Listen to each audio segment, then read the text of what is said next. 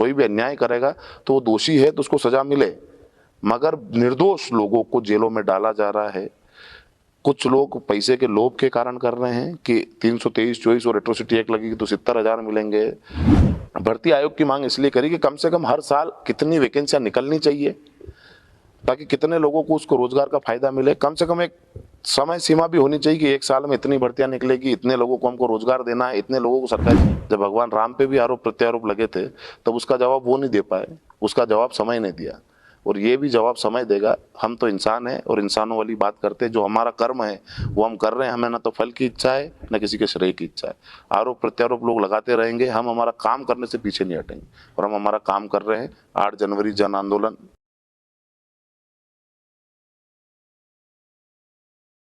आज जिस शख्सियत से हम मिलने जा रहे हैं, करणी सेना परिवार के एक सक्रिय सदस्य के रूप में उनकी पहचान है।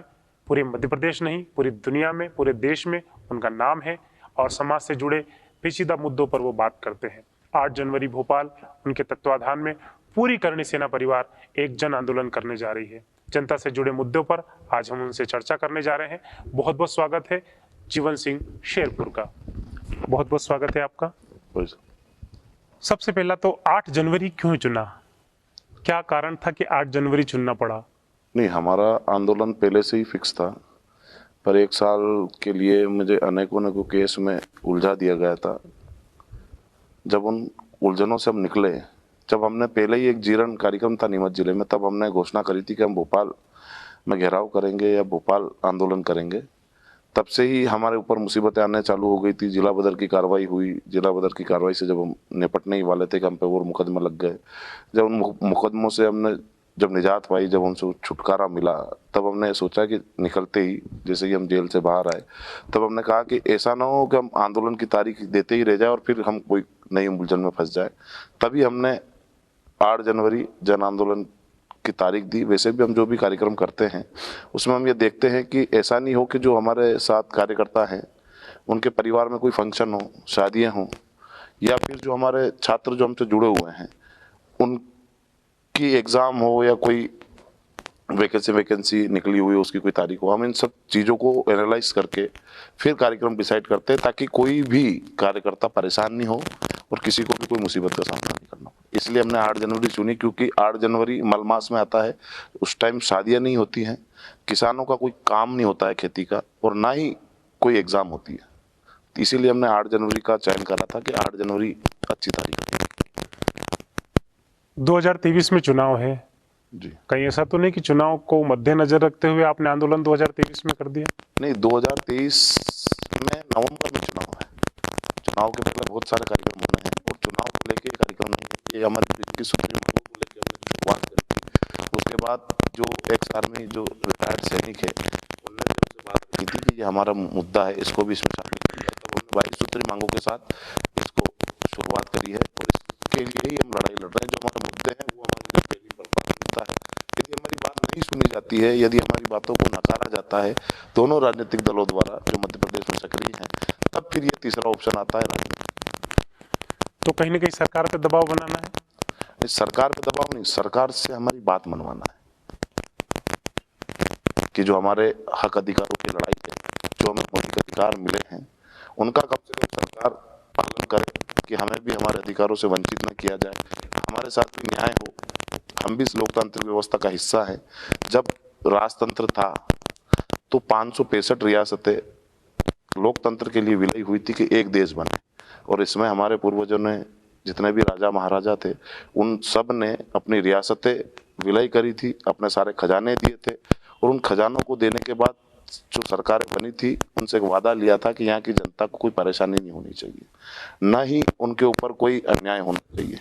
पर आज जो लोकतांत्रिक व्यवस्था है वो लोकतांत्रिक व्यवस्था के तहत नहीं चल रही है, इसलिए हमें विरोध करना पड़ रहा है। नरेशन तो ये सेट किया जा रहा है सोशल मीडिया में या तमाम जगह, कुछ लोग अफवाह फैला रहे हैं, या अफवाह है या सत्य है ये तो नहीं पता, लेकिन आप 2023 में तीसरा मोर्चा बनने की तैयारी में है इस आंदोलन को? जनता तय करेगी, यहाँ पर हम तय नहीं कर सकते कि या तो सरकारें हमारी बात माने और जो जनता के जनहित के मुद्दे हैं उनको सोल्व करे, या ये तो जनता तय करेगी कि तीसरा मोर्चा आएगा नहीं आएगा, कोई जीतेगा, कोई चुनाव लड़ेगा, तो जनता के हाथ में। आप और हम या दूसरों के कहने मात्र से कुछ नहीं होता है। ये लड़ाई हमारे अधिकारों की है और हम हमारे अधिकारों की लड़ाई लड़ रहे हैं अपने स्वाभिमान के साथ। टारगेट तो करेंगे सेना परिवार को ही किया जा रहा है कि ये तो एक थर्ड फ्रंट के रूप में आएगा 2023 में, इसको चूंकि इनको चुनाव मानने में कुछ भी माना जा सकता है। अब सरकारों में ये है भय और उनको लगता है कि हमें जन समर्थन ज्यादा है और तीसरा मोर्चे के रूप में उभर सकती है, तो ये उनकी सोच है। ये आप हमारी, ये जनता की सोच नहीं है। जनता सब जानती है कौन सही है कौन गलत है, कौन उनके हक अधिकारों के लिए लड़ रहा है और कौन उनको बेवकूफ बना रहा है। गुजरात में पाटीदार आंदोलन हुआ, राजस्थान में गुर्जरों का आंदोलन हुआ, जाटों का आंदोलन हुआ। ये आंदोलन सिर्फ आंदोलन बन के रह गए और कहीं न कहीं राजनीति की भेंट चढ़ गए हैं। आप अपने करणी सेना परिवार के आंदोलन को कहां देखते हैं? 2016 से लगातार संघर्षरत हैं हम। 2017 में 16 में तो हमने बहुत सारी छोटी छोटी सभाएं करी, बैठकें करी। फिर जो रतलाम में आज हमारा कार्यक्रम था, यहीं हमने लाखों की संख्या में लोगों को इकट्ठा करा। उसके बाद 2018 में उज्जैन में हमने सभाएं करी और 2018 के बाद ही चुनाव थे जस्ट। उस समय भी करणी सेना ने चुनाव का रास्ता नहीं चुना।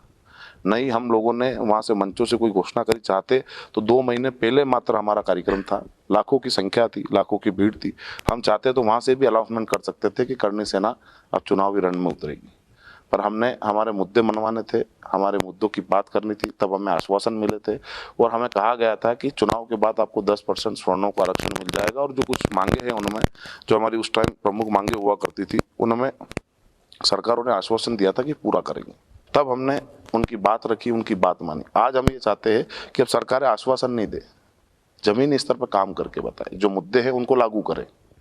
जैसे कि हमारी 3 मांगे जो उन्होंने पूरी करी है, या 3 मांगों पे अभी उनकी सहमति बन रही है। एक तो उन्होंने जो हमने 3 साल की छूट मांगी थी सारी वैकेंसियों में, हर वर्ग उसका फायदा उठाएगा कि अब 3 साल की उम्र सीमा वैकेंसियों में बढ़ चुकी है। ये हमारी एक मांग पूरी भी हुई है उसमें। तो हम ये चाहते हैं कि सरकारें ऐसे लागू करके उनको लागू करके बताए कि हमने ये कर दिया है, तो हमें विश्वास होगा कि हाँ सरकार हमारे लिए कुछ कर रही है। अभी एक मांग मानी है हमारी, तो हम सरकार को धन्यवाद देते हैं कि लाखों युवाओं के भविष्य के साथ जो खिलवाड़ हुआ था, 5 साल से कोई वैकेंसी नहीं निकली थी, जिनमें पिछले 5 सालों से नहीं, पिछले 7-8 सालों से जो लोग वैकेंसियों के लिए तैयारी कर रहे थे, लाखों रुपए खर्च करके कोचिंग सेंटरों में जा रहे थे, वो ओवर एज होने के कारण बाहर हो गए थे। आज उन्हें 3 साल की राहत मिली है, तो कहीं ना कहीं उनकी प्रतिभाओं के साथ अन्याय नहीं हुआ है। उनको छूट मिली है, तब उसका वो फायदा उठा सकते हैं। वरना इसमें स्टूडेंट फेल्योर नहीं था, सरकार फेल्योर थी। सरकार फेल हुई थी कि वो वैकेंसी नहीं निकाल पाई। विद्यार्थी अपनी तैयारी कर रहा था, वैकेंसी देने वाला अपनी तैयारी कर रहा था, पर जब वो एग्जाम देने से पहले ही अवरेज हो गया, क्योंकि 5 सालों से कोई वैकेंसी नहीं निकली थी। अब कहीं ना कहीं राहत है, इससे लाखों युवाओं का भविष्य सुधरेगा और जो लायक हैं, जो नौकरी में लग सकते हैं, जिन्हों की तैयारी अच्छी है, जो कंपटीशन एग्जाम फाइट करेंगे, तो कहीं ना कहीं उनको फायदा मिलेगा और उनके परिवार को भी राहत मिलेगी कि इतना पैसा खर्च करके जो तैयारी कर रहा था वो वेस्टेज नहीं गई। कितने लोग, या यूं कहें कि कितने संगठन आपके इस परिवार के साथ जुड़े हुए हैं? मोटा हित के मुद्दे हैं और 103 संगठन ने हमें समर्थन दिया। इसमें सामान्य ओबीसी संगठन, जितने भी सामान्य ओबीसी संगठन चल रहे हैं अधिकतम, उन सारे लोगों ने हमें समर्थन दिया। कुछ एक संगठन हमारे साथ नहीं है, उससे कोई फर्क नहीं पड़ता, क्योंकि ये लड़ाई इतनी आसानी से जीतने वाली नहीं है कि एक दिन में ही इसका पूरा हो जाएगा। जब जैसे जैसे लोगों को समझ में आएगा कि लड़ाई क्या है। यदि भगत सिंह सोच लेते कि हम 5-7-10 जने हैं और इस क्रांति को चला रहे हैं और हमारे साथ कोई नहीं है, तो ये देश आज़ाद नहीं होता। उस समय भी जब देश गुलाम था, तो कितने ही क्रांतिकारियों ने अकेले अकेले शुरुआत करी थी, उनके साथ लाखों के लोग जुड़े, लाखों लोगों के बलिदान हुए, उसके बाद देश को आज़ादी मिली। तो आज जो हमारे साथ संगठन लड़ रहे हैं, हम उनका धन्यवाद देते हैं कि उनने हमारी भावनाओं को समझा, हमारे बातों को समझा, हमारे मुद्दों को समझा और हमारे साथ समर्थन दिया और हमारे साथ इस जो नए युग की जो क्रांति है इसमें शामिल हुआ। आपकी 22 सूत्री मांगे हैं, उसमें पहली मांग है आपकी कि SC/ST में बिना जांच के गिरफ्तारी नहीं हो। जी, ये कहाँ तक, मतलब मैं पूछना चाह रहा हूँ कि ये कहाँ तक सही और गलत, दोनों दिशा में आपका क्या कहना है? ये तो पूरी तरीके से गलत है। जैसे कि किसी चीज की जांच नहीं होगी और आप उसको गिरफ्तार कर लोगे। एक आतंकवादी को भी पकड़ा जाता है तो उसकी जांच की जाती है कि वास्तविक रूप में आतंकवादी है या और कोई है। आज सामान्य ओबीसी वर्ग के साथ जो ये घटना घटित हुई है, जो सरकारों ने दबाव बना के या किसी एक वर्ग विशेष को खुश करने के लिए जो ये चाल चली, ये कहीं ना कहीं सामान्य ओबीसी को ठगा हुआ महसूस करवा रही है कि हमने जिस सरकार को वोट दिया, हमने जिस सरकार के लिए शून्य से शिखर पर लेके आए जिस सरकार को, वो सरकार आज हमारे बारे में नहीं सोचते हुए एक विशेष वर्ग के बारे में सोच रही है और उस विशेष वर्ग की कोई मांग नहीं थी। कि इसमें जांच का प्रावधान खत्म किया जाए। आपने देखा होगा कि जब ये एट्रोसिटी एक्ट में परिवर्तन हुआ, उससे पहले एसटी एससी वर्ग के किसी भी व्यक्ति ने कोई मांग नहीं उठाई, ना ही कोई आंदोलन की। जबरदस्ती से ये कानून हम पे थोपा गया है, इसमें परिवर्तन करके, और इसमें यह कर दिया गया कि जांच की आवश्यकता नहीं है। तब सुप्रीम कोर्ट में हमारे लोग गए थे, उन लोगों ने पिटीशन दायर करी थी, वो हम जीते भी सही। वहां से सुप्रीम कोर्ट ने फैसला दिया कि जांच होनी चाहिए, उसके बाद गिरफ्तारी होनी चाहिए।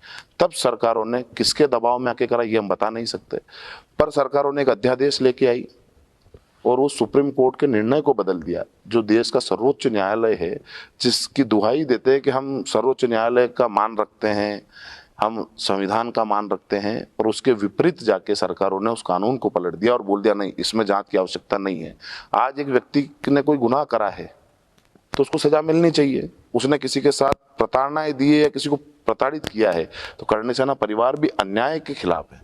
कोई भी अन्याय करेगा तो वो दोषी है तो उसको सजा मिले, मगर निर्दोष लोगों को जेलों में डाला जा रहा है। कुछ लोग पैसे के लोभ के कारण कर रहे हैं कि 323-24 और एट्रोसिटी एक्ट लगेगी तो 70,000 मिलेंगे, 354 जो छेड़छाड़ की धारा है उसके साथ एट्रोसिटी एक्ट लगेगी तो 2.5 लाख रुपए मिलेंगे। उसी तरह बलात्कार और एट्रोसिटी एक्ट साथ है तो 8.5 लाख है, वही मर्डर के साथ एट्रोसिटी एक्ट है तो 8.5 लाख रुपए। ऐसी सारी धाराओं में कहीं ना कहीं पैसा मिलता है। या फिर किसी व्यक्ति को किसी से दुश्मनी है तो उसकी दुश्मनी निकालने के लिए उसको पता है कि इसमें जांच की व्यवस्था नहीं है, जैसे ही एफआईआर होगी सीधे जेल जाना पड़ेगा। या कुछ लोग ऐसे भी होते हैं जो अन्याय करते हैं और जाके फिर न्याय की गुहार लगाते हैं कि साहब हमारे साथ अन्याय हुआ, तब उसको बिना जांच के एफआईआर होती है और उसको गिरफ्तार करके जेल भेज दिया जाता है। तो कई युवाओं का भविष्य खराब हो रहा है उससे, और कई निर्दोष लोगों को जेलों में डाला जा रहा है। तो हम ये चाहते हैं कि कम से कम निर्दोष लोग बचें, न्याय सबको मिलना चाहिए तो हमें भी मिलना चाहिए। इसमें जांच का प्रावधान हो, पहले जांच हो कि वास्तविक रूप में वो दोषी है या नहीं है। यदि दोषी है तो उसको जेल में डाल दो, आप उसकी सजा का प्रावधान बढ़ा दो, मगर कम से कम जांच की व्यवस्था तो दो। एक आपने पिछड़ा वर्ग सामान्य और पिछड़ा वर्ग आयोग की बात की है, आपकी मांग में है सामान्य पिछड़ा एक्ट की मांग करी है हमने, जो एट्रोसिटी एक्ट के तर्ज पे सामान्य पिछड़ा एक्ट की मांग करी है। जैसे एसटी एससी वर्ग का व्यक्ति के ऊपर कोई प्रताड़नाएं मिलती है या उसको दबाया जाता है, उसको डराया जाता है, धमकाया जाता है या उसका शोषण किया जाता है, तब उन एसटी एससी एक्ट के तहत जो कार्रवाई होती है, वैसे ही यदि सामान्य ओबीसी के व्यक्ति को कोई दबाए, डराए या प्रताड़ित करे तो जनरल ओबीसी एक्ट के तहत भी मुकदमा दर्ज होना चाहिए, ताकि हमको भी न्याय मिले, ताकि हम भी इस देश के नागरिक हैं, इसी लोकतांत्रिक व्यवस्था का हिस्सा हैं। तो हमारे बारे में भी उतना ही सोचा जाए जितना एसटी एससी वर्ग के बारे में सोचा जा रहा है, वैसे ही जनरल ओबीसी वर्ग के बारे में भी सोचा जाए, क्योंकि वो इस देश में 72% है। इतने सालों से जनरल और ओबीसी वर्गों को लगभग एक शून्य समझा गया, नगण्य समझा गया। आपको लगता है कि अब जो आवाज उठ रही है वहां कहीं ना कहीं सरकार झुकेगी? क्यों नहीं झुकेगी? जब इतना बड़ा वर्ग जाग जाएगा तो सरकार बनाएगा भी खुद और उसको अपने कानून लागू भी करवाएगा। आज सामान्य ओबीसी सोया हुआ है, वो अपने मुद्दों की बात करना नहीं चाहता, वो अपने हकों की बात करना नहीं चाहता, वो अपने अधिकारों के लिए लड़ना नहीं चाहता। वो चाहता है पार्टी के लिए लड़ना, पार्टी के लिए दौड़ना। जब तक सामान्य ओबीसी वर्ग अपने हक अधिकारों के लिए लड़ेगा नहीं, तब तक उसकी बात सुनी नहीं जाएगी। और जैसे ही हमने लड़ना चालू करा, आज हमारी बात सुनी भी जा रही है, मानी भी जाएगी। ईडब्ल्यूएस लागू हो गया आपका, आप खुश हैं? सरकार के इस निर्णय से खुश है? हमारी तो ये उनका हमने पहले भी स्वागत करा था कि जो 10% आरक्षण मिला है उसके लिए उनका धन्यवाद, कि सामान्य गरीब लोगों के लिए वो आरक्षण है। और अभी तक कोई आरक्षण की व्यवस्था थी नहीं जनरल कैटेगरी के गरीबों के लिए, तो जो उन्होंने 10% आरक्षण दिया है स्वर्ण गरीबों के लिए, वैसे ही हम चाहते हैं कि संपूर्ण आरक्षण की व्यवस्था आर्थिक कमजोर लोगों के लिए की जाए। जो गरीब है उसको उसका हक मिले।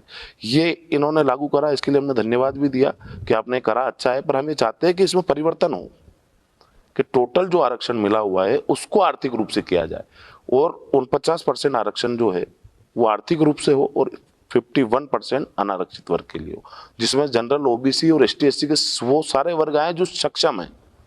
उन 50% में जितने भी गरीब हैं वो सब आए। तो आप कैसे कन्विंस करेंगे उन लोगों को, क्योंकि आपको पता ही है देश में नरेशन सेट करने में ज्यादा टाइम नहीं लगता है। नहीं, लोग कह देंगे कि ये तो आरक्षण खत्म कर रहे हैं, अब आरक्षण खत्म करवा देगा करणी सेना परिवार। धीरे धीरे हमें हमेशा से बदनाम किया गया है, हमारे कई भाइयों को हमसे लड़ाने की कोशिश की गई है, पर ये लड़ाने का काम सरकारें करती है। पहले जब कांग्रेस की सरकार थी तो वो जातिवाद पे राजनीति करती थी, आज भाजपा आई है तो हिंदू मुसलमान पे राजनीति कर रही है। पर देश के जो ज्वलंत मुद्दे हैं, जो आज युवाओं के लिए आवश्यक हैं, उन विषयों पे सरकारें बात करना नहीं चाहती। रोजगार के मामले में बात करना नहीं चाहती, हॉस्पिटलों के बारे में बात करना नहीं चाहती, शिक्षा पद्धति के बारे में बात करना नहीं चाहती, या किसानों के बारे में बात करना नहीं चाहती। ये देश के प्रमुख स्तंभ हैं, इन पे जब ये सरकारें बात नहीं करती है और हिंदू मुसलमान पे बात करती है, जातिवाद पे बात करती है, तो इस देश का भला नहीं हो सकता। जब तक हमारे मुद्दों पे हमारी सरकारें बात नहीं करेगी, उन पे काम नहीं करेगी, तब तक इस देश का भला नहीं होगा। और देश की जनता जो है वो जाग चुकी है, और जो नहीं जागी उसको हम जगाने का काम कर रहे हैं कि घर घर जाके लोगों को समझाएंगे कि आपको धर्म की राजनीति और जाति की राजनीति से ऊपर उठ के आपके मुद्दों की बात करनी है, आपके अधिकारों की बात करनी है। और ये एसटी-एससी वर्ग भी समझने लगा है कि कौन उनका हित चाहता है, कौन उनका बुरा चाहता है, और जनरल ओबीसी वर्ग भी ये समझता है कि कौन उनके लिए लड़ रहा है। इसीलिए पूरा मध्य प्रदेश नहीं, पूरी देश की जनता हमारे साथ है। और ये 8 जनवरी के आंदोलन में आपको पता चल जाएगा कि अभी तक जो हुआ नहीं वो होगा वहां भोपाल में। जनरल ओबीसी तो खैर आपके साथ है, ये तो दिखता है, परिप्रेक्ष्य में भी दिखता है, बाहर आपकी रैलियों में, आपकी सभाओं में चीज दिखता है। मैं उस वर्ग की बात कर रहा हूँ जिसको आपने छोड़ा है, वो है SC ST वर्ग। हमने छोड़ा क्योंकि उसको आप कैसे समझाएंगे, उसको कैसे अपने फेवर में करेंगे कि हम आरक्षण खत्म नहीं कर रहे हैं, पहली बात। दूसरी बात, आपका कोई नुकसान नहीं होगा। और चूंकि ये चीज नरेशन एकदम सेट कर देने में कोई ज्यादा समय नहीं लगता है, आप उनको, मैं आपके परिप्रेक्ष्य में पूछ रहा हूं कि जीवन सिंह शेरपुर कैसे उनको कन्विंस करेगा, आप कैसे उनको विश्वास दिलाएंगे कि हम आपके खिलाफ नहीं है। जब हम उनके पास जाते हैं तो उनको समझाते हैं और उनको समझ में भी आ रही। आज भी ST-SC वर्ग के कई भाई हमारे साथ आए थे कार्यक्रम में। बहुत सारे भाइयों ने पिटीशन भी दायर करी है कि जो ST-SC वर्ग का व्यक्ति आरक्षण का लाभ ले चुका है उसको आरक्षण के दायरे से बाहर किया जाए। और हम उनको समझाने में सफल भी होंगे, क्योंकि हम ये चाहते हैं कि जो मजदूरी करता है उसको आरक्षण की आवश्यकता है, जिसका घर कच्चा है उसको आरक्षण की आवश्यकता है, जो 200 रुपए कमाता है या 300 रुपए कमा के अपना घर चला रहा है, बच्चों को पढ़ा रहा है, उसको आरक्षण की आवश्यकता है। न कि IAS IPS के बेटे को आरक्षण की आवश्यकता है, न ही एक राजनेता के बेटे को आरक्षण की आवश्यकता है, जैसे विधायक हो, मंत्री हो, सांसद हो, इनके बेटों को आरक्षण की आवश्यकता नहीं, क्योंकि वो सारी सुविधाएं ले रहे हैं जो जनरल कास्ट का सक्षम व्यक्ति लेता है। वो मुख्य धारा से जुड़ गए, वो मुख्य धारा से जुड़ चुके हैं। जब बाबा साहब ने कहा था कि अंतिम पंक्ति के व्यक्ति तक आरक्षण का लाभ पहुंचना चाहिए, तो आज सरकार उसको क्यों नहीं मान रही है? क्यों ये नहीं चाहते कि जो गरीब है उसको उसका हक मिले? आज उनका हक, जो ST-SC वर्ग का हक कोई खाता है तो उन्हीं के वर्ग का व्यक्ति खा रहा है, ना कि जनरल OBC वर्ग का खा रहा है। आज ST-SC में कोई वैकेंसी निकलती है तो उन्हीं के वर्ग के, जो अमीर वर्ग के लोग हैं, उनको अच्छी शिक्षा मिलती है, उनका पारिवारिक जीवन अच्छी तरीके से बीत रहा है, अच्छी सुविधाओं के साथ वो पढ़ाई करते हैं। और एक गरीब जो बच्चा है, जो स्कूल भी टाइम से नहीं जा पाता, आधी टाइम मजदूरी करता है और फिर स्कूल जाता है, स्कूल की फीस भी ऐसे ही जमा करवाता है, कोचिंग सेंटर वो जा नहीं पाता है, और उसके साथ उसका कंपटीशन कराया जाता है तो स्वतः ही हार जाता है। क्योंकि जब अपन कोई रेस करवाते हैं तो कार और बाइक की रेस साथ में नहीं होती है, कार के साथ कार दौड़ती है, बाइक के साथ बाइक दौड़ती है। अब सरकार ऐसा कर रही कि बाइक कार को साथ में दौड़ाया जा रहा है तो कार वाला स्वतः ही जीतेगा।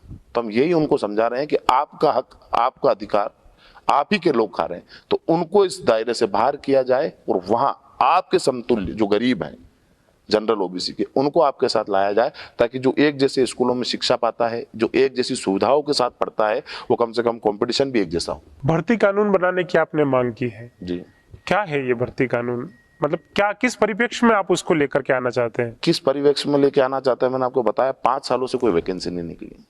जो 5 सालों से बच्चों का भविष्य खराब हुआ, उसके बारे में कभी सरकारों ने सोचा नहीं, क्योंकि उनको इससे कोई मतलब नहीं। उनको पता है कि धर्म के नाम पे हम कोई एक दंगा करवा देंगे तो सरकार बना लेंगे, राष्ट्रवादी कोई बातें कर देंगे तो सरकार बन जाएगी। कुछ विपक्ष को ये है कि हम जातिवाद के नाम पे सरकार बना लेंगे, हमारे साथ ये वर्ग है, हमारे साथ ये वर्ग है। पर आज की जो जनता है मध्य प्रदेश की, वो जाग चुकी है, उसे पता है कि कौन हमारे लिए लड़ रहा है और कौन हमें बेवकूफ बना के हमें लड़वा रहा है। तो भर्ती आयोग की मांग इसलिए करी कि कम से कम हर साल कितनी वैकेंसियां निकलनी चाहिए, ताकि कितने लोगों को उसको रोजगार का फायदा मिले। कम से कम एक समय सीमा भी होनी चाहिए कि 1 साल में इतनी भर्तियां निकलेगी, इतने लोगों को हमको रोजगार देना है, इतने लोगों को सरकारी नौकरी में लाना है। जैसे कि 60 से 62 साल इन्होंने रिटायरमेंट की कर दी, तो जो 2 साल बढ़े उससे खाली तनख्वाह देना उचित नहीं कि उनको पास पैसा देना नहीं था। उन 2 सालों में जो भर्तियां होती, उन लोगों का रोजगार भी खाया है 62 साल की उम्र करके। तो हमें चाहते हैं कि रोजगार के अवसर बराबर टाइम समय से मिले, इसलिए हम ये चाहते हैं कि भर्ती आयोग बनाया जाए, ताकि मध्य प्रदेश में कितनी भर्तियां होना है, कैसे होना है, ये तय हो और हर साल भर्तियां आए, ऐसे 5-5 साल का गैप नहीं हो। आपने भी एक मुद्दा उठा था, आप ही के संगठन से आया था कि आप सिर्फ एक ब्रांड बनना चाहते हैं, क्या ये सही है? नहीं, ब्रांड क्या होता है?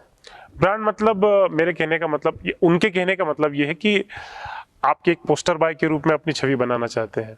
नहीं, मैंने तो हमेशा जनरल से सोशल मुद्दों से आपको कोई लेना देना नहीं है। मैंने तो हमेशा से चाहा है कि मेरा फोटो कहीं लगे ही नहीं, ना मेरे नाम का कहीं उपयोग हो। नहीं, लेकिन ना मेरा कोई जो नाम। नहीं जानते हैं वो तो बात उठाते हैं। अब ये तो दुनिया बहुत सारी चीजें कहती है, भगवान राम के बारे में भी नहीं सोचा तो हम तो इंसान हैं। जब भगवान राम पे भी आरोप प्रत्यारोप लगे थे तब उसका जवाब वो नहीं दे पाए, उसका जवाब समय ने दिया, और ये भी जवाब समय देगा। हम तो इंसान हैं और इंसानों वाली बात करते हैं। जो हमारा कर्म है वो हम कर रहे हैं, हमें ना तो फल की इच्छा है न किसी के श्रेय की इच्छा है। आरोप प्रत्यारोप लोग लगाते रहेंगे, हम हमारा काम करने से पीछे नहीं हटेंगे और हम हमारा काम कर रहे हैं। 8 जनवरी जन आंदोलन होना है, होके रहेगा, और उसको बीच में रोकने के लिए सारी कोशिशें हर प्रकार की जाएगी। हमें बदनाम किया जाएगा, हम पे आरोप प्रत्यारोप लगेंगे, बहुत सारे आरोप प्रत्यारोप लगे भी हैं और लोगों के सामने भी आए हैं, पर जनता सत्य का साथ देती है और हमारे साथ लोग इसीलिए क्योंकि हम सत्य की लड़ाई लड़ रहे हैं। पूरे देश में कोरोना आ चुका है, आपके आंदोलन पर भी कोरोना का कहर मंडरा रहा है, और अगर सरकार गाइडलाइन जारी कर देती है या सरकार कोई व्यवधान पैदा करती है तो आप इस आंदोलन को कैसे करेंगे? तो आपको एक बात बता दूं, कोरोना है कहाँ? आज आप हम दोनों बात कर रहे हैं कि हमने मास्क लगाया है, क्या सैनिटाइजर का उपयोग किया है, जब कोरोना का कहीं माहौल ही नहीं है। कोरोना अभी है ही नहीं। यदि कोरोना होता या उसकी आहट भी होती तो आप और हम दोनों समझदार व्यक्ति हैं, दोनों मास्क का भी उपयोग करते और सैनिटाइजर भी लगाते। यहाँ जितने भी मध्य प्रदेश में निवासरत लोग हैं वो सब भी मास्क लगाते, सैनिटाइजर का उपयोग करते। ये हमारे आंदोलन को रोकने के लिए जरूर कोरोना आ सकता है। उस आजकल सरकारों के पास कोई ऑप्शन नहीं है। जब किसी को रोका नहीं जाए, रोका ना जा सके तो कोरोना लगा दो, तो उसके हिसाब से रुक जाएगा। पर मैं सरकारों को आपके माध्यम से बता देना चाहता हूँ, भला कोरोना ले आओ या कुछ भी ले आओ, ये आंदोलन हमारे हक अधिकारों के लिए है। इसके लिए हमें जान गंवाना पड़ेगी तो भी हमें कोई तकलीफ नहीं है, पर ये आंदोलन 8 जनवरी का जम्बूरी मैदान में है, रहेगा और हम सब वहाँ उपस्थित रहेंगे। और ऐसा होता है कि कोरोना की गाइडलाइन कोई तय होती है तो हम हमारे साथ हमारे सैनिटाइजर और मास्क लेके जाएंगे, सोशल डिस्टेंसिंग के साथ कार्यक्रम करेंगे। पर वो जो संख्या होनी है वो संख्या भी आएगी, हम सब लोग भी पहुंचेंगे और कार्यक्रम भी करेंगे। हम कोरोना से डरने वाले नहीं हैं। किसानों से जुड़े मुद्दे आप किसान को भी साथ में लेकर के चल रहे हैं, आपकी 21 सूत्री मांगों में किसानों का भी एक मुद्दा है। आपको एक बात बता दूं मैं कि जो किसानों को साथ में लेके नहीं चल रहे, किसान हम खुद हैं। हमारे साथ जितने लोग जुड़े हैं सब किसान हैं और हम हमारी आप बीती लोगों को बता रहे हैं कि आपके साथ भी वही हुआ है जो हमारे साथ हो रहा है। हमारे भी फसलों के भाव नहीं आते जैसे आम व्यक्ति के दूसरों के नहीं आते। तो किसान का जो वर्ग है वो हिंदुस्तान में सबसे बड़ा है। हिंदुस्तान कृषि प्रधान देश है और जो कृषि प्रधान देश है, जो अन्न उगा के देश को चला रहा है, देश को खिला रहा है। कभी आपने देखा होगा सब लोगों ने हड़ताल करी पर किसान ने कभी ये नहीं कहा कि हम गेहूं नहीं बेचेंगे। यदि किसान अपना गेहूं जो उगाता है वही बंद कर दे तो साल 2 साल में देश को खाने के लाले पड़ जाएंगे, नेताओं को खाने के लाले पड़ जाएंगे। इसलिए हम चाहते हैं कि किसानों की बातों को सुना जाए, समझा जाए। और हम जो बात कर रहे हैं स्वामीनाथन आयोग की जी। जो कमेटी बनी थी उसने एक रिपोर्ट पेश करी थी 1+4 कि एक व्यक्ति किसान होता है उसके घर में 4 लोग होते हैं। तो उनके बारे में भी सोचा जाए कि वो लोग भी उसमें शामिल होते हैं। उस खेती मतलब जो खेती किसानी का काम होता है उसमें वो भी कहीं ना कहीं सहयोग करते हैं, पर उनकी तनख्वाह नहीं जुड़ी जाती, ना उनका जो मजदूरी है वो जुड़ी जाती है। सीधा सरकार खाद बीज का देख लेती है कितना लगा होगा, ट्रैक्टर की हकई इतनी लगी होगी, पर जबकि एक्चुअली जो रेट है, जो वास्तविक रूप में जो पैसा लगता है किसान का, जो खर्चा लगता है वो जोड़ा नहीं जाता है। तो हम चाहते हैं कि जो स्वामीनाथन कमेटी ने जो रिपोर्ट पेश करी थी उसके आधार पर किसानों के फसलों के भाव तय हों कि इतना इसका खर्च बैठता है, उससे ऊपर उसको इतना देना पड़ेगा, तभी वो उसका घर चला पाएगा, तभी वो उसके बच्चों को पढ़ा पाएगा और तभी वो कोई फंक्शन कर पाएगा, छोटा से छोटा भी। आपने अतिथि शिक्षकों का एक मुद्दा जोड़ा है जी।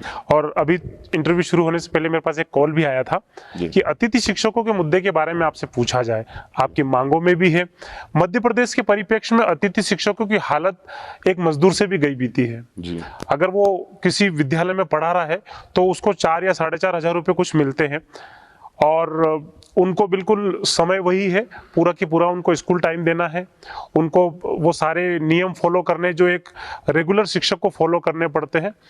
तो ना उनको कोई सुविधाएं हैं, ना किसी तरह का कोई उनको अंकों में प्रधानता है, जबकि दूसरे राज्यों में ये सब है। नहीं, आपकी अतिथि शिक्षक मांग सारी जगह एक समान ही है, पर हम ये चाहते हैं कि जब स्कूलों में शिक्षकों की कमी है और सरकार चाहती भी है कि शिक्षकों की भर्ती की जाए, तो क्यों ना अतिथि शिक्षकों के माध्यम से ही भर्ती की जाए, और जो अभी तक के अतिथि शिक्षक हैं उनको परमानेंट किया जाए, ताकि जहाँ सरकारी स्कूल है, जहाँ टीचरों की व्यवस्था नहीं है, शिक्षकों की व्यवस्था नहीं है, जहाँ बच्चों को पढ़ने में अभाव है, मतलब पढ़ाने वाले ही नहीं हैं, तो वहाँ उनकी नियुक्ति भी हो जहाँ नहीं है, और जहाँ अतिथि शिक्षक है उनको नियमित किया जाए।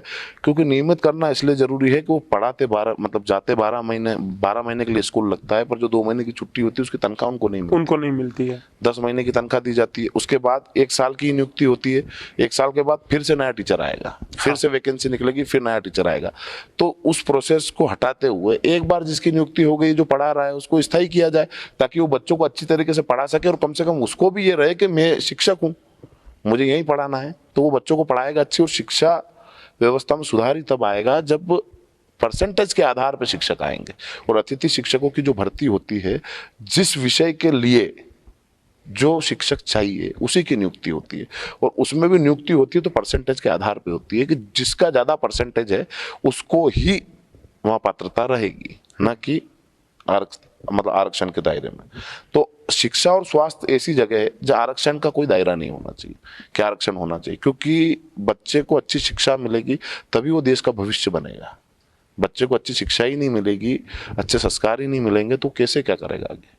तो हम चाहते हैं कि अतिथि शिक्षकों को परमानेंट किया जाए, ताकि बच्चों को अच्छी शिक्षा मिल सके, बच्चों को जो असुविधाएं हो रही है उससे वो बच सके, और एक छात्र को हर प्रकार की सुविधाएं वो अतिथि शिक्षक करवा सकता है। क्योंकि जो मैथ्स पढ़ाता है वो मैथ्स अच्छे से पढ़ाएगा तो बच्चे को कोचिंग करने की आवश्यकता नहीं पड़ेगी। जो साइंस पढ़ाता है वो साइंस अच्छे से पढ़ाएगा, शिक्षक अच्छा होगा तो उसको कोचिंग की आवश्यकता नहीं। तो एक तो स्कूल में पढ़ के ही वो अच्छे परसेंटेज बना सकता है, अच्छी शिक्षा ले सकता है, उसको अलग से कोचिंग करने की आवश्यकता नहीं। उससे उसका कोचिंग का खर्च भी बचेगा, और सरकार जो अपनी जवाबदारी नहीं निभा पा रही है वो भी उस जवाबदारी को निभा लेगी।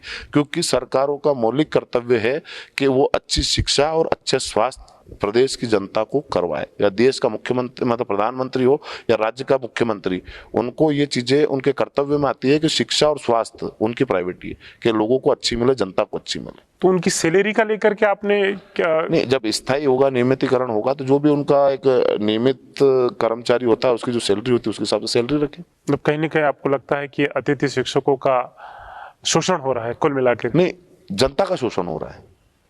अतिथि शिक्षक का तो हो ही रहा है, जनता का भी हो रहा है। जब बच्चे को अच्छी पढ़ाई नहीं मिलेगी, अच्छा पढ़ाने वाला नहीं होगा, तो वो क्या करेगा। आम व्यक्ति जिस सरकार के भरोसे कि अच्छी शिक्षा देगी, अच्छे हमारे अच्छे से स्वास्थ्य का ख्याल रखेगी, अच्छे चिकित्सक होंगे, तो सारी सुविधाएं है ही नहीं हमारे प्रदेश में। आज स्कूलों में टीचर नहीं है, और अतिथि शिक्षकों को लेते हैं तो वो वही लोग आते हैं जिनको 1 साल के लिए आना होता है। जब स्थायी होने लग जाएंगे अतिथि शिक्षक, तो उनसे भी अच्छे टीचर आएंगे वैकेंसी देने और उस भर्ती में शामिल होने। अतिथि शिक्षकों ने ज्ञापन दिया था, और इंदर सिंह परमार जो हमारे स्वतंत्र प्रभार के शिक्षा मंत्री राज्य मंत्री हैं, उन्होंने एक टिप लिख करके और अपनी इस काम की अनुशंसा करके मुख्यमंत्री जी को भेजा है, लेकिन अभी तक वहां से कोई जवाब नहीं आया है। ये अतिथि शिक्षकों ने स्पेशली उनको दिया था। अब 8 जनवरी पे इसका जवाब भी आएगा और ये बात भी मानी जाएगी, क्योंकि सरकार किसी भी आंदोलन को या किसी व्यक्ति के मुद्दे को दबाने के लिए उसको झट से मान लेती जी, पर उसको पूरा नहीं करती। पर इस बार जो आंदोलन हो रहा है उसमें हम पूरा करवा के ही मानेंगे। तो ये माना जाए कि 8 जनवरी के आंदोलन के बाद अतिथि शिक्षकों के लिए एक अच्छी खबर है। जितने भी हम मुद्दे लेके चल रहे हैं उन सबके लिए अच्छी खबर है कि यदि हम मजबूती से लड़े, मजबूती से खड़े रहे, तो जरूर सरकार हमारी बात सुनेगी। क्योंकि इतने बड़े वर्ग की बात कोई नकार नहीं सकता, क्योंकि ये देश का वो हिस्सा है जो राष्ट्र प्रेम रखता है, राष्ट्र की संपत्ति को कोई नुकसान न पहुंचाते हुए शांतिपूर्ण तरीके से आंदोलन करेगा और अपनी बात मनवाएगा। आज भी आपकी सभा में बहुत सारे अतिथि शिक्षक आए थे और 8 जनवरी को भी आने वाले हैं। पूरे प्रदेश भर से आएंगे। अगला सवाल, पुजारी संघ को, जो अखिल भारतीय पुजारी संघ है और मध्य प्रदेश का पुजारी संघ है, उसको आपके करणी सेना परिवार ने समर्थन दिया है। उनकी मांगे ये है, जो मंदिरों की जमीन नीलाम होती है और उसका राजस्व सरकार ले लेती है, चूंकि हमारे मध्य प्रदेश में एक पावती होती है भू अधिकार पुस्तिका, उसमें कलेक्टर का नाम है, विशेषकर पुजारियों के परिप्रेक्ष्य में। अब पुजारियों को न तो उनकी पावती बनती है उस जमीन की, ना उनको उस जमीन का इंश्योरेंस मिलता है, मुआवजा नहीं मिलता, खाद बीज नहीं मिलता, जो एक किसान, आम किसान को जो फायदा मिलता है वो पुजारियों को नहीं मिलता है। आपके परिवार ने उसको समर्थन दिया है, क्या आप ये मांग उठाएंगे? क्यों नहीं उठाएंगे? जितने भी मंदिरों की जमीन दान करी है वो हमारे पूर्वजों ने करी है, और ब्राह्मणों के लिए इसलिए वो दान करी गई थी कि भगवान के सेवक हैं पुजारी। नहीं, वो तो सरकार ने जब्त कर ली है, आपने नहीं, परिवार ने दान की है, लेकिन सरकार ने जब्त कर ली है। वो जब्त कर ली है, पर वो है आज भी उस मंदिर के लिए ही जी, क्योंकि वो जमीन हमने दी थी मंदिर के लिए कि इसकी जो पूजा करेगा, इसकी जो सेवा करेगा, वो इससे अपना जीवन चलाएगा, उसका लालन पोषण करेगा। तब जब इसके खिलाफ सरकार जा रही है तो ये हमारा फर्ज है कि जो हमारे पूर्वजों ने किसी मंदिर के लिए दान करी थी, हमारे भगवान के लिए, क्योंकि होता जैसे हम दान करने वाले हम होते नहीं है सब भगवान का ही, और भगवान के चरणों में हमने वो भेंट करी थी कि जो आपकी सेवा करेगा वो उसका लाभ लेगा। और आज जब कलेक्टर और एसपी उस मतलब कलेक्टर उसका प्रबंधक बन के बैठे हैं और सरकार ये चाहती है कि कलेक्टर के अधीनस्थ रहे, तो पुजारी का घर का लालन पोषण कैसे होगा? कैसे पुजारी अपने परिवार को चलाएगा? भगवान की पूजा करने से ही उसका घर नहीं चलने वाला। भगवान की पूजा उसका कर्म है, वो कर्म कर रहा है, पर उसके परिवार की सुरक्षा के लिए, उसकी परिवार की जवाबदारी के लिए उसको जमीन दी गई थी। तो भले वो जमीन मंदिर के नाम पे रहे, पर उससे जो लाभ मिलता है वो परिवार मतलब वो पुजारी परिवार को मिले। ये हमारी मांग है और इसके लिए हम लड़ भी रहे हैं, और जल्दी इस पे हम अच्छा बड़ा निर्णय भी लेंगे कि हम इनको कैसे दिला पाएंगे। जब 2004 से जब शिवराज सिंह जी की सरकार आई थी, उससे पहले जो सरकारें थी उन्होंने भी पुजारियों से वादा किया, बीजेपी सरकार आई उन्होंने भी वादा किया, 18 साल हो गए हैं, पुजारियों को लटका दिया है। सब तो वादे करते हैं, मैं हाँ, यही बताना चाह रहा हूं आपको कि वो वादे करते हैं, वादे करने के बाद भूल जाते हैं, और उनकी आवाज अभी तक कोई ऐसा उठाने वाला मिला नहीं, ऐसा संगठन या ऐसी किसी ने आवाज उठाई हो कि वो फिर सरकारों के खिलाफ गई हो। और हमारी जो मांग है वो यही है कि या तो हमारी मांगे पूरी करो या हम सरकार के खिलाफ काम करें। तो आपकी किस सूत्री मांगों में ये भी शामिल है? हाँ, हम पुजारियों के लिए पहले से लड़ रहे हैं जी, पुजारी परिवार के लिए हम पहले से लड़ रहे हैं, क्योंकि वो हमारी जवाबदारी है। ब्राह्मण परिवार की रक्षा करना क्षत्रिय का धर्म है, कर्म है, और हम हमारे न तो कर्म से परिवर्तन करेंगे हमारे अपने आप को, न धर्म से। ये हमारे लिए प्राइवेट ही है। गाय गो मतलब गाय और ब्राह्मण की रक्षा करना हमारा कर्तव्य है, और हमारे कर्तव्य से पीछे नहीं हटेंगे। थोड़ा सा मुद्दे से हट करके बात करना चाहता हूँ। अभी कुछ समय पहले एक विश्वविद्यालय में नारे लिखे गए, ब्राह्मण भारत छोड़ो, बनिए भारत छोड़ो। सबसे पहला जो स्टेटमेंट आया वो करणी सेना परिवार की ओर से आया था कि हमारी तलवारों से गुजरना पड़ेगा। जीवन सिंह शेरपुर क्या सोचता है इस विषय में? नहीं, ये हमने ही कहा था और हम आज भी कहते हैं, आपके इस इंटरव्यू के माध्यम से भी लोगों को बताना चाहते हैं कि वो किसी ST/SC वर्ग ने नहीं कहा है जी, वो कम्युनिस्ट लोग हैं। JNU जो भारत की सबसे अच्छी यूनिवर्सिटी है, जो भारत के सबसे टॉपर लोग वहाँ जाते हैं, उनका एडमिशन होता है, तो वहाँ बहुत सारे प्रकार के लोग हैं, वो कम्युनिस्ट लोग हैं। उनने लिखा था कि ब्राह्मण और जैन देश छोड़ो, पर ऐसा कोई पैदा नहीं हुआ है इस हिंदुस्तान में जो क्षत्रियों के जीवित रहते ब्राह्मण और बनियों को देश छुड़वा दे। हम सबकी रक्षा करने के लिए बने हैं और हमारा कर्तव्य है कि हम उनकी रक्षा करें, और उसके लिए हमें किसी भी हद तक जाना पड़े हम जाएंगे। जब यदि सरकारें ब्राह्मणों को और जैन समाज को संरक्षण नहीं दे पाएगी, उनकी रक्षा नहीं कर पाएगी, तो क्षत्रिय फिर से तलवार उठाएगा और अपने तलवार के बल पे उनको देश में रखेगा और उनको सुरक्षा प्रदान करेगा। एक और मुद्दे से हट करके सवाल है, जीवन सिंह शेरपुर सुनने में आ रहा है कि खाना छोड़ दिया है और चप्पल तो मुझे दिख ही रहे हैं आपने छोड़ ही रखे हैं। ऐसा क्या हो गया है कि आपको इतनी तपस्या करनी पड़ रही है? नहीं, भगवान को खुश करने के लिए, उनकी साधना करने के लिए कुछ छोड़ना पड़ता है, कुछ त्यागना पड़ता है। खाना छोड़ने की क्या जरूरत पड़ गई थी? नहीं, खाना तो कम से कम खाया जा सकता था। माँ बगलामुखी के लिए मैं उपवास कर रहा हूँ, और हमारे सनातन धर्म में उपवास की भी एक मान्यता है कि जो उपवास करते हैं वो अन्न ग्रहण नहीं करते। तो मैं माता जी के नाम से 22 सूत्री मांगों के लिए 22 दिन तक उपवास कर रहा हूँ, और माता जी इतनी शक्ति दे रही है हमें कि हम बिना अन्न खाए भी अच्छे से रह रहे हैं, अच्छे से चल रहे हैं, आपसे अच्छी बात कर रहे हैं। और भगवान इस संसार में है और भगवान है, इसीलिए हम ये लड़ाई लड़ रहे हैं, क्योंकि हमें न्याय मिलेगा। भगवान सत्य का साथ देता है, आगे भी देगा, अभी भी दे रहा है और आगे भी देगा। तो नंगे पांव चलने की क्या जरूरत पड़ गई थी? ये भी माँ बगलामुखी के वहीं मैंने चप्पल का त्याग करा था कि जब तक मेरा जो हमारा आंदोलन है, जो हमारी 22 सूत्री मांगों के लिए, ये आंदोलन जब तक सफल नहीं हो जाता, 8 जनवरी का आंदोलन होगा, उसके बाद ही मैं जूते चप्पल पहनूंगा। क्योंकि लोग क्या, थोड़ा सा आपका भय भी है लोगों में कि दादा से कोई बात नहीं करेगा इस विषय में। मेरे पास भी ये बात आई थी कि वो किसी की सुनते नहीं। आप सही में किसी की नहीं सुनते? ये जैसे आपकी इस विषय को लेकर के उपवास को लेकर के, क्योंकि आपको शायद मना किया गया था, आपने जबरदस्ती की, देख नहीं मैं तो करूंगा। तो चूंकि लोग आपसे डरते हैं बात करने ये में। भावनाओं का विषय होता है। जी जी। ये आस्था का विषय है, और आस्था जिसकी होती है वो करता है, और जब उनने जन्म दिया है तो वो रक्षा भी वही करेंगे। और जन्म मृत्यु भगवान के हाथ में, हमारे हाथ में नहीं।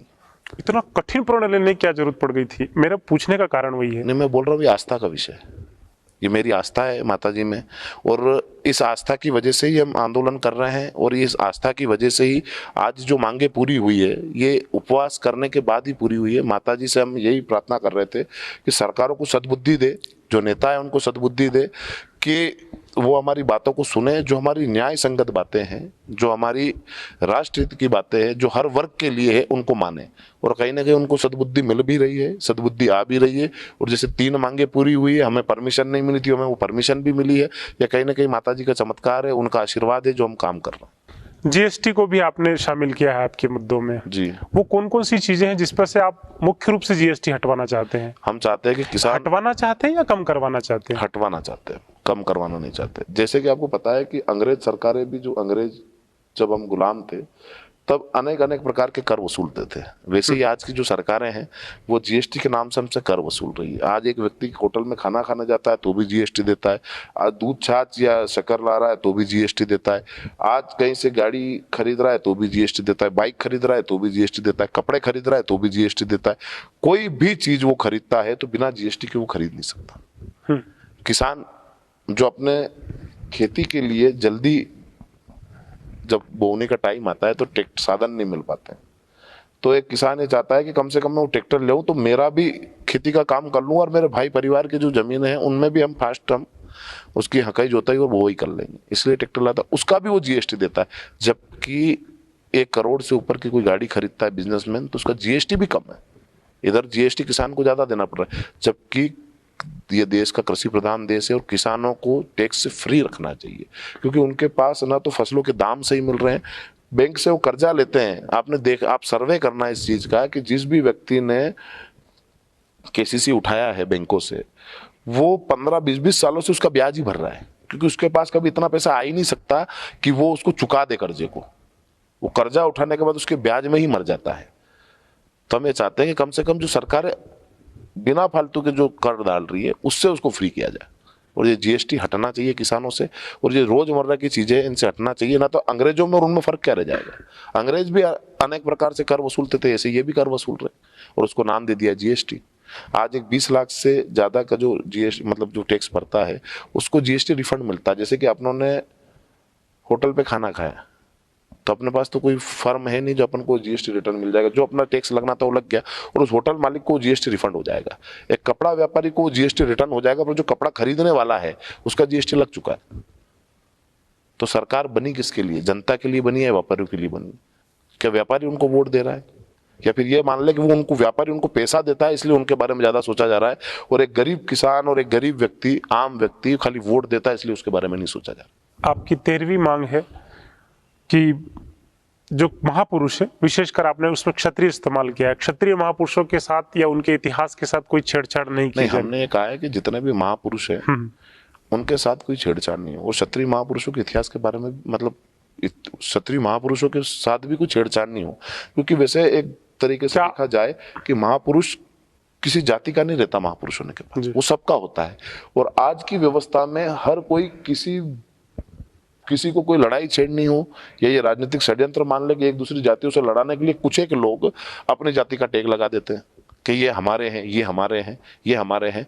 तो जो वास्तविक रूप में जिस कुल में वो पैदा हुए हैं उसके बारे में इतिहास पढ़ाना चाहिए, सही इतिहास की जानकारी होना चाहिए, और कोई दूसरा उसका उपयोग नहीं करे इसके लिए कानून बनना चाहिए, ताकि आपसी भेदभाव नहीं बढ़े।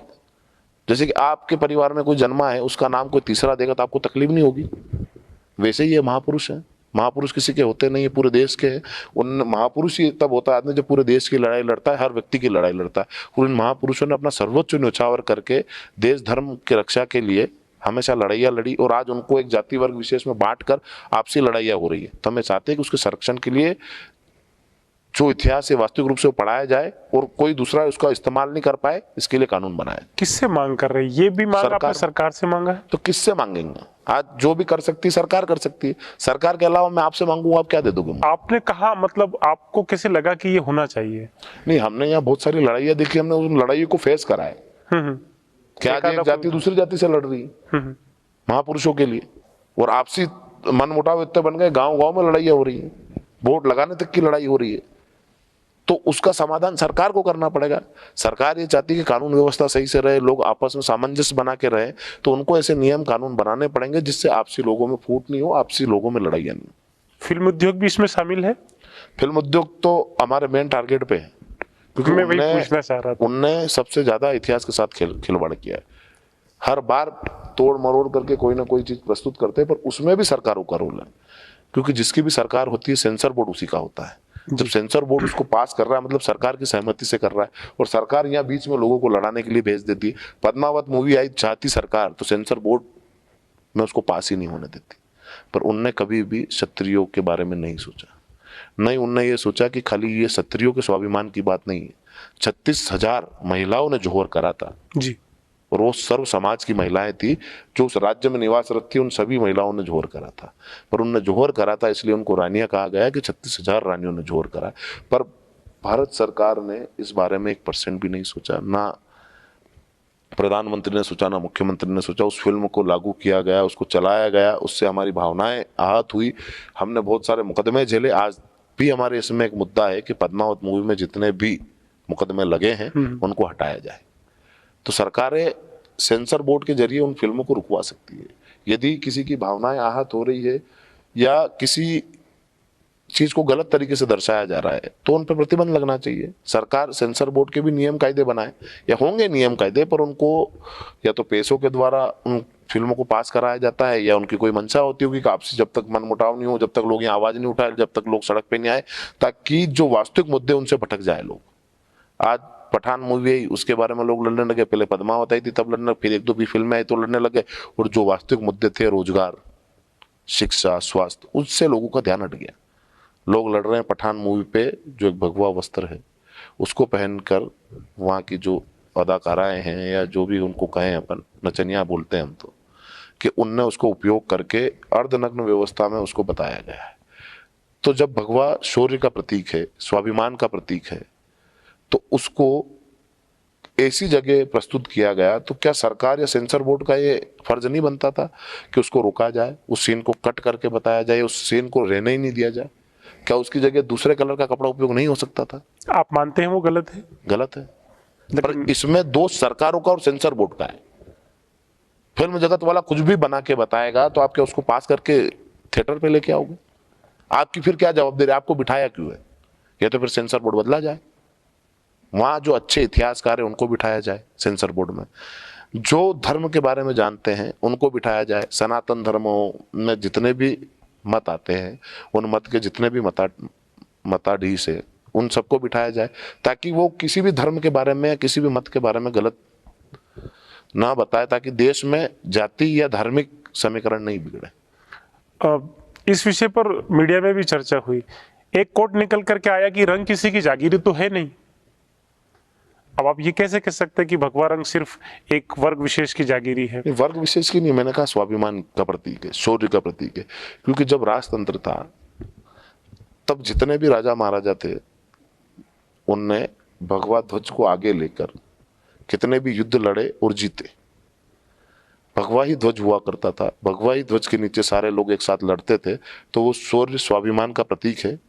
और उसके साथ खिलवाड़ करना सरकारों के लिए भारी पड़ेगा।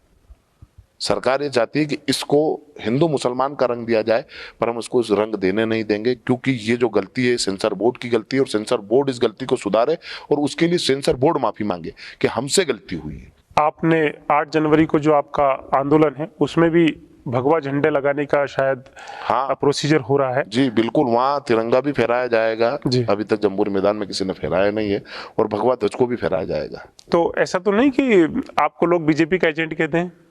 आपको लगता है कहीं ना कहीं ऐसा नहीं हो कि हमारा आपको जो पता है क्रेडिट भाजपा है कितने साल पहले आई करीब 83-84 के आसपास की होगी? है ना? उससे पहले भगवा नहीं था। भगवा तो हमेशा से था। जब ये दोनों पार्टियां नहीं थी तब भी भगवा था। जी। और भगवा ध्वज फहराना किसी पार्टी के पक्ष में नहीं होता है, ये हमारे शौर्य और स्वाभिमान का प्रतीक है, और इसके लिए हमारे पूर्वजों ने बलिदान दिए हैं, इसके लिए हमारे पूर्वजों ने लड़ाई लड़ी है। चाहते महाराणा प्रताप तो अपना ध्वज बदल लेते, अकबर उनको आधा राज्य दे रहा था, पर उनने स्वाधीनता और स्वाभिमान की लड़ाई लड़ते हुए अपने ध्वज को नहीं बदला। इस ध्वज के लिए अपना सर्वोच्च न्योछावर कर दिया, और उस युद्ध के लिए उन्होंने अपना सब कुछ गवा के भी उस युद्ध को जीता।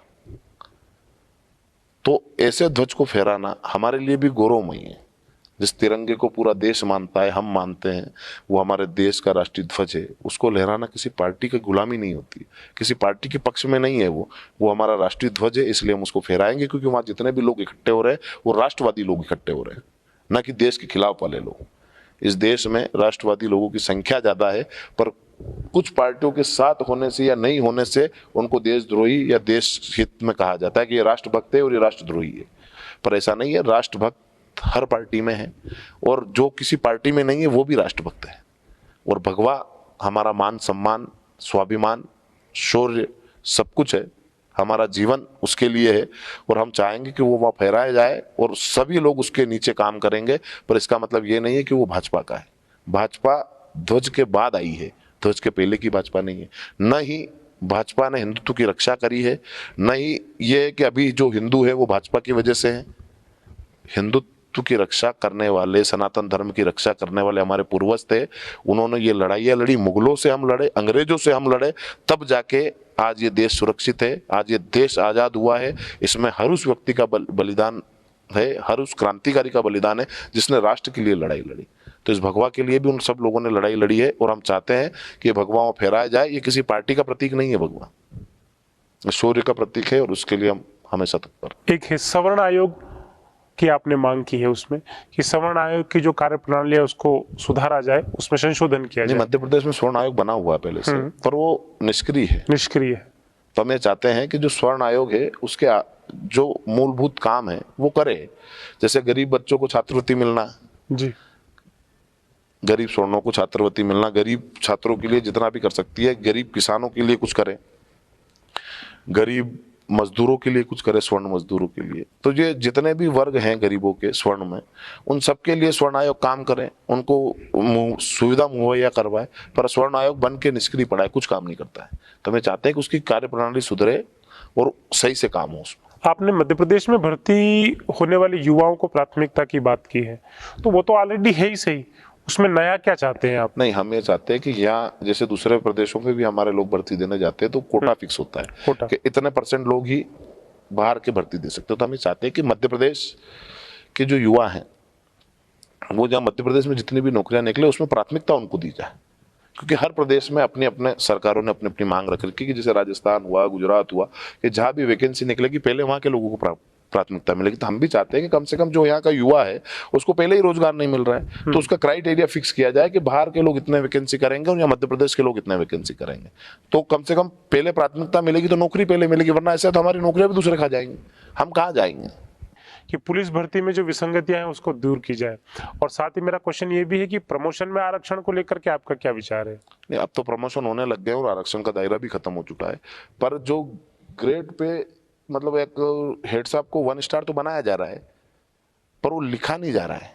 अच्छा, तो हम ये चाहते हैं कि जो हेड साहब से 1 स्टार बना है उसका पूरी तरीके से लिखा भी जाए कागजों में भी कि अब 1 स्टार बन चुके हैं।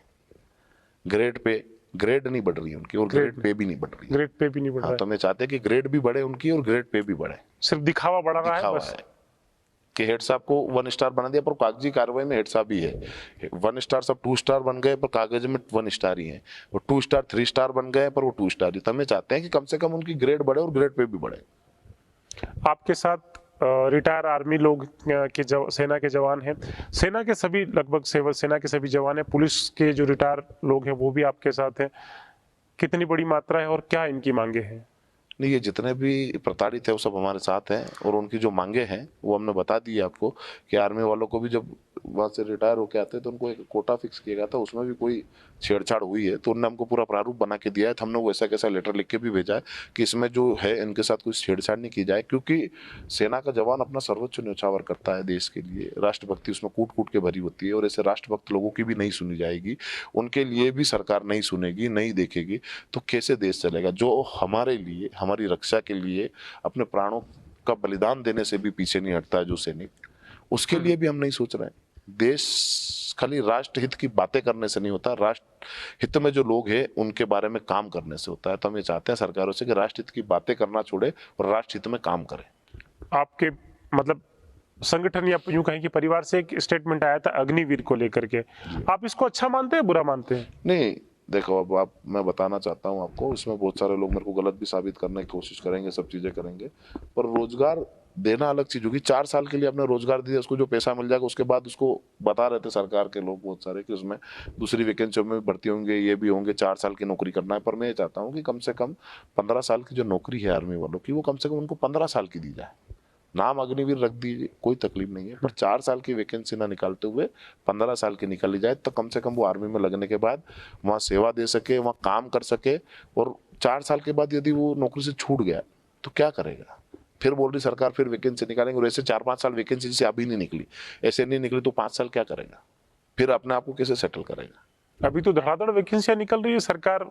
अभी देखिए आप प्रधान आरक्षक की निकल गई, अभी निकली, आबकारी, हाँ आबकारी की निकली है, अभी निकली है, क्योंकि अब चुनाव आने वाले हैं। आप देखते हैं, आप मानते हैं कि ये चुनाव के परिप्रेक्ष्य में किया जा रहा है? हाँ, उनको पता है ना कि आज का युवा जाग चुका है, वो फिर बात उठाएगा कि ये भर्ती क्यों नहीं निकली, 5 साल हो गए अभी तक भर्ती क्यों नहीं निकाली सरकारों ने, तो उसको भुनाने के लिए भर्तियां निकाल दी कि कोई प्रश्न लगाए तो बोल सके, जैसे आप बोल रहे हैं अभी कि अभी वैकेंसी निकलने लग गई, आप बोल रहे हो 5 साल से, तो 5 साल से क्यों नहीं निकाली? ये तो आनंद फानन में 2023 में चुनाव, उनको भी पता है कि अगर नहीं निकालेंगे तो चले जाएंगे। तो नहीं, वो तो युवा तय करेगा, किसान तय करेगा कि कौन आएगा और कौन जाएगा। उनके कुछ कर देने मात्र से कुछ नहीं होने वाला है। वो पहले जैसा देश समझते थे वैसा देश नहीं रहा है। आज युवा समझदार है, अपना निर्णय खुद लेता है, और कौन उसके लिए सही है, कौन गलत है, कौन उसको बेवकूफ बना रहा है और कौन उसके सामने झूठी प्रशंसाएं कर रहा है, सब पता है। 4 साल के पाप धोने की कवायद है सरकार की, ये पाप वैकेंसी धुलते नहीं है, जानबूझ के करे हुए पाप धुलते नहीं और धुलेंगे भी नहीं। उनको ये जो मांगे ये पूरी करना पड़ेगी, उनके बारे में सोचना पड़ेगा और आगे ये विश्वास दिलाना पड़ेगा आज के युवाओं को, देश की जनता को, कि हम आपके लिए ईमानदारी से काम करें, तब जाके सरकार बने। मुद्दे से हटकर के एक और सवाल है, बहुत सारा नरेशन आपके विरुद्ध में सेट किया जा रहा है, कैसे लड़ेगी जीवन सिंह शेरपुर उनसे? मुझे लड़ने बहुत की ज्यादा, आवश्यकता ही नहीं। बहुत ज्यादा एक ऐसा नैरेटिव सेट किया जा रहा है पूरे बाजार में, या यूं कहें कि पूरे प्रदेश में और पूरे राष्ट्रीय लेवल पे आपको अलग थलग करने की कोशिश की जा रही है। आपको लगता है हम अलग हो गए? जनता से हमारा जुड़ाव बड़ा है, कम अपने नहीं हुआ है। परिप्रेक्ष्य में आप बताएं मुझे। नहीं, तो हमको लड़ने की आवश्यकता ही नहीं उन लोगों से, क्योंकि आपके बारे में कोई गलत बोलता है तो आप उसको, जैसे कुत्ता किसी को काट लेता है तो कुत्ते को काटा थोड़ी जाता है, उसका इलाज करवाया जाता है। और जो हम लड़ाई लड़ रहे हैं उस लड़ाई को पूरी ईमानदारी से लड़ेंगे। जो हमारे साथ हैं वो भी जानते हैं, और जो साथ नहीं है, जो दूसरे लोगों के साथ है, वो भी जानते हैं कि ईमानदारी से लड़ाई लड़ कौन रहा है। और सही गलत का निर्णय जनता को लेना है, युवाओं को लेना है, और सही गलत का निर्णय ले चुकी है जनता, युवा भी ले चुके हैं। पूरे प्रदेश भर में हम घूमे, हमको बहुत समर्थन मिला है। हमारे जो मुद्दे हैं वो लोगों को पसंद आए हैं, उन मुद्दों पे लोग लड़ना चाहते हैं, आना चाहते हैं।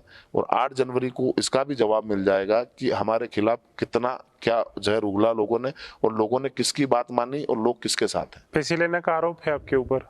आरोप बहुत लगते हैं, कल से कोई आपका बोल देगा, परसों इनका बोल देगा, पहले रोज इनका बोल देगा। लेना देना, आरोप लगाना और सिद्ध करना बहुत फर्क है, वो सिद्ध नहीं कर पाएंगे। आरोप तो ये भी है कि आप पार्टी से मिले हुए हैं, किसी भी पार्टी से, आप राजनीतिक दबाव में ये सब कर रहे हैं। मेरे पे क्या राजनीतिक दबाव? राजनीतिक दबाव होता तो मैं आंदोलन नहीं करता। राजनीतिक दबाव में आंदोलन रुकते हैं, होते नहीं है। बहुत सारे लोगों ने रोके हैं आंदोलन राजनीतिक दबाव में। जो राजनीतिक लोगों की चापलूसी करते हैं वो दोनों संगठनों के बारे में बोल नहीं पाते हैं। हम कांग्रेस के खिलाफ भी खुला बोलते हैं और भाजपा के खिलाफ भी खुला बोलते हैं। उसका कारण एकमात्र ये है कि जो गलत करेगा उसके खिलाफ हम बोलेंगे, जो अन्याय करेगा उसके खिलाफ हम बोलेंगे। हमारी लड़ाई अन्याय के खिलाफ न्याय की है, हमारी असत्य के खिलाफ सत्य की लड़ाई है। आपके कई सारे स्टेटमेंट हमने सुने हैं। आप कहते हैं जो बोल रहे हैं उनको बोलने दो, उनको कोई जवाब नहीं देना। ये खामोशी आखिर क्यों है? आप जवाब देना क्यों नहीं चाहते? जवाब बराबरी के लोगों को दिया जाता है। आपकी खामोशी कहीं आपकी कमजोरी साबित न हो जाए? ये समय बताएगा, ये हम क्या बताएंगे आपको, ये जो हमारे युवा है वो बताएंगे। बोलने मात्र से कोई बदलाव नहीं आता है, काम करने से आता है। और जो हम ये लड़ाई लड़ रहे हैं इसमें बोलने से ज्यादा करने की आवश्यकता है। तो हम इसके लिए लड़ाई लड़ रहे हैं, गांव गांव जा रहे हैं, घूम रहे हैं, और जो हमारे साथ लोग जुड़े हैं उनको यही हम कहना चाहेंगे, अभी भी यही कहते हैं कि किसी को जवाब नहीं देना है। जवाब समय देगा, जवाब हमारी जो मांगे पूरी होगी तब पता चलेगा कि कौन बिका हुआ था और कौन लड़ रहा था। और बिकने वाले पहले ही बिक चुके हैं, उन्होंने खुद सरेंडर कर दिया सरकारों के सामने, वो इस लड़ाई को कभी नहीं लड़ पाएंगे। अब मैं महिला शक्ति से विषय में थोड़ा सा पूछ लूं आपसे, आप महिला शक्ति को कहाँ आंकते हैं आपके इस आंदोलन में? नहीं, ये तो हिंदुस्तान का हर एक वर्ग लड़ाई को बराबर तरीके से लड़ रहा है। इसमें महिला ना तो छोटी होती है ना बड़ी होती है, ना पुरुष छोटा होता है ना बड़ा होता है। ये लोकतांत्रिक व्यवस्था है, इसमें सबको बराबर अधिकार मिला है, और वैसे ही लड़ना भी सबको बराबर तरीके से है, और हम सब साथ में लड़ रहे हैं। आपके आंदोलन को लेकर के महिला शक्ति के बारे में मैं पूछ रहा हूँ। नहीं, हमारे आंदोलन के बारे में ही बता रहा हूँ कि सब बराबर के दायरे से लड़ेंगे, सब बराबर। हमारे यहाँ वैसे भी मंच व्यवस्था नहीं है कि किसी को छोटा बड़ा होने का एहसास हो। हमारे यहाँ एक जाजम बिस्ती है, और महिला शक्ति को वैसे भी क्षत्रिय समाज हमेशा से सम्मान करता है, देवी के रूप में पूजता है। तो आज भी हमारे लिए मातृशक्ति बराबर देवी का ही रूप है, और वो साथ में आएगी, और इस लड़ाई में अहम भूमिका भी रहेगी उनकी, और विजय दिलाने में भी उनकी भूमिका रहेगी। कोई ऐसा मुद्दा हो जो छूट गया हो, आपके दिमाग में आया हो कि यार, या आप इतनी रैलियां कर रहे हैं, इतने सभाएं कर रहे हैं, किसी ने आकर के आपको आवेदन दिया हो कि हमारी भी ये मांग है या हमारा भी ये मुद्दा है, थोड़ा सा इसकी तरफ भी देख लीजिए? किसानों के लिए एक मुद्दा आज ही आया मेरे पास कि जो बिजली के बिल हैं, बिजली की जो प्राइवेट कंपनियां हैं, ये सरकारों से सब्सिडी लेती है, और वो सब्सिडी किसानों को देती नहीं है। तो इसमें हम ये मांग भी, हमारी जो स्वामीनाथन कमेटी के आधार पर किसानों के फसलों के भाव तय किए जाए, उसमें ये भी ऐड करेंगे कि जो प्राइवेट कंपनियां, आजकल सारा प्राइवेटीकरण हो गया विद्युत विभाग का, तो जो प्राइवेट कंपनियों ने जो सरकार से सब्सिडी लेती है वो कम से कम किसानों को भी सब्सिडी मिले, ताकि उससे उनका फायदा हो। सब्सिडी लेके खुद प्राइवेट कंपनियां खा रही है और सरकार सब्सिडी दे रही किसान के लिए, तो ये तो बहुत बड़ा घोटाला हो गया। और इस घोटाले को उजागर करना चाहिए सरकार को कि जब सरकार खुद सब्सिडी दे रही है बिजली में किसानों को, तो प्राइवेट कंपनियां क्यों नहीं दे रही है? लास्ट टाइम आप घर कब गए थे? क्योंकि बहुत ये भी एक चर्चा में है। कल इस घर से ही आया हूँ। नहीं, उसके पहले कल तो चूंकि आपको रतलाम आना था, इसलिए आप। जब भी दौरे में हमारा गांव पड़ता है तो हम जरूर घर जाके ही आते हैं। मैंने घर का त्याग नहीं करा है, पर वो दौरे लंबे लंबे हो जाते हैं, जाना लंबा लंबा पड़ता है कि 1200-1500 किलोमीटर गए, तो उधर के जितने भी जिले होते हैं सब में भ्रमण करके ही, प्रवास करके ही घर लौटते हैं। तो जब भी हमको समय मिलता है तो हम घर जरूर आते हैं। ऐसा घर का कोई त्याग व्याग नहीं कर रखा है, घर जाना होता है, पर अभी कम हो रहा है क्योंकि दूर दूर तक जाना पड़ता है, लंबे दौरे हैं। हम जैसे कि यूपी तक जाके आए हैं, हमारे घर से 1500 किलोमीटर चारों साइड घूमे हम।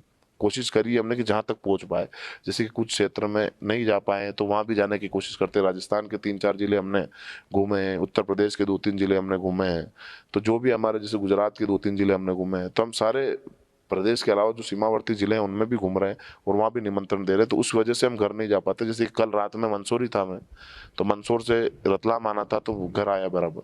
दिल्ली जाने की क्या तैयारी है? क्योंकि आपके मैंने उद्बोधन में सुना है कि अब दिल्ली दूर नहीं, भोपाल के बाद अब दिल्ली ही पड़ाव रहेगा। क्या माना जाए, मतलब ये समझा जाए कि सरकार जो राज्य सरकारों के हाथ में, वो मुद्दे तो राज्य सरकार पूरे कर देगी क्योंकि उनको करना पड़ेगा। और जो पूरे नहीं होंगे उनसे, जो केंद्र को लिख के हम भिजवाना चाहते हैं, फिर हम लड़ेंगे केंद्र से, और ये प्रदेश व्यापी से देशव्यापी आंदोलन के रूप में तब्दील होगा और पूरा देश का युवा इस आंदोलन में शामिल होगा। आप 8 जनवरी को लेकर के जनता से क्या अपील करेंगे? हम मध्य प्रदेश ही नहीं, पूरे देश के युवाओं से, सर्व समाज के भाइयों से यह निवेदन करना चाहते हैं कि 8 जनवरी जन आंदोलन भोपाल जो होने वाला है उसमें ज़्यादा से ज़्यादा संख्या में पधारे और अपनी उपस्थिति दर्ज करवा के इस इतिहास के साक्षी बने, ताकि जो हम लड़ाई लड़ रहे हैं हमारे आने वाली पीढ़ी को बता सके कि ये जो लड़ाई हमने लड़ी थी इसी की बदौलत ये जो 22 सूत्री मांगे हैं ये पूरी हुई और इस देश में जो परिवर्तन आया है वो हमारी वजह से। आप हम सब मिलकर लड़ेंगे तो ही ये लड़ाई हम जीत पाएंगे और आप और हम सबको मिलकर ये लड़ाई लड़ना है पूरी मजबूती के साथ। तो आप सब 8 जनवरी जन आंदोलन भोपाल जम्बूरी मैदान में शामिल हो और हमारी ताकत को बढ़ाए, अपनी आपकी ताकत को बढ़ाए। जो अन्याय के खिलाफ ये न्याय की जंग है इसमें सहभागिता दे। जय माता दी, जय मां काली। तो ये थे जीवन सिंह शेरपुर। आज मुद्दे की बात में बड़ी बेबाकी से उन्होंने अपने सवालों के जवाब दिए, सारे मुद्दों पर बात की, न कोई सवाल टाला और ना ही किसी सवाल से बचने की कोशिश की। आइए अगले मुद्दे में हम फिर एक बार किसी और शख्सियत से मुलाकात करेंगे और मुद्दे की बात में आपकी बात को रखेंगे। तब तक के लिए जय हिंद, धन्यवाद।